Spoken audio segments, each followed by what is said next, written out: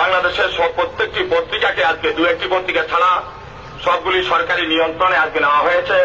পত্রিকা, সংবাদপত্র, radio, television মানে প্রচারের যত যন্ত্র আছে সেগুলিকে আজকে কুক্ষিগত করা। বাংলাদেশের সঠিক যে চিত্র সেই চিত্রকে আজকে ঢেকে রেখেছে এই সরকার। আজকে আমরা প্রতিবাদ সভা রেখেছি। আপনারা শুনেছেন চট্টগ্রামের বারোকুন্ডায় আর টেক্সটাইল মিল সহ সমস্ত বারোকুন্ডা এলাকায় জাতীয় সমাজতান্ত্রিক দলের মনোনীত প্রার্থীকে 2-4 বছরে শুধু তাই নয়, এটা করে ওনারা অপহরণ করা হয়েছে।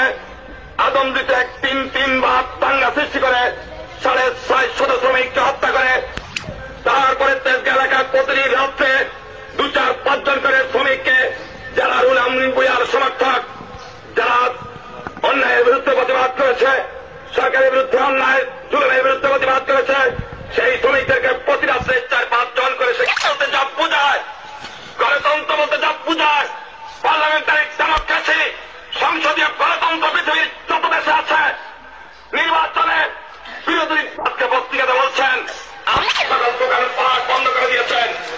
গ্রাম থেকে যাওয়া কিশোরগঞ্জ, গোপালগঞ্জ, ফরিদপুর আমাদের মনোনীত প্রার্থীদের নমিনেশন সাবমিট করতে দেওয়া হয় নাই।